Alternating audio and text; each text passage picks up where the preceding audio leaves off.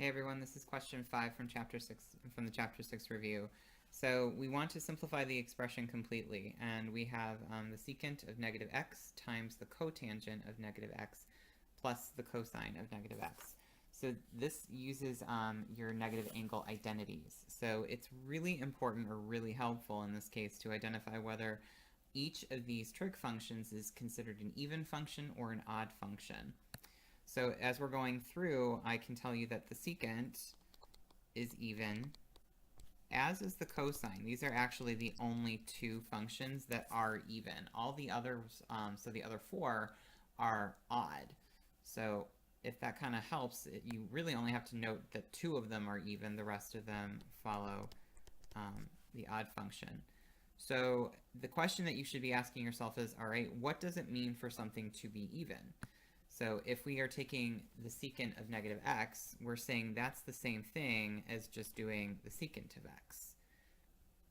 Similarly, if we have a cosine of negative x, that's going to be the same thing as cosine of just x. And then with regards to the cotangent, we note that the cotangent of negative x is the same thing as a negative 1 times the cotangent of just x.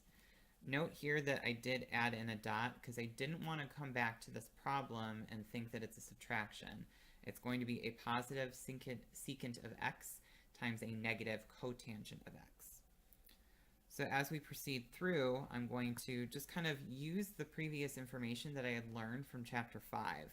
So I know that the secant is the same thing as 1 over the cosine of x, and I also know that a cotangent would be a cosine of x all over a sine of x.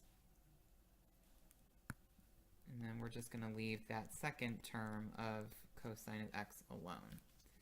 This allows me to come through and say, oh look, I can simplify those out.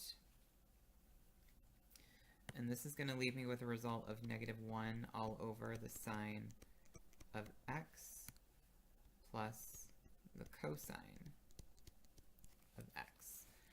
And really the only other thing that I can do here in order to simplify this out would be to maybe rewrite this as a cosecant of x. So this will be negative cosecant of x plus the cosine of x.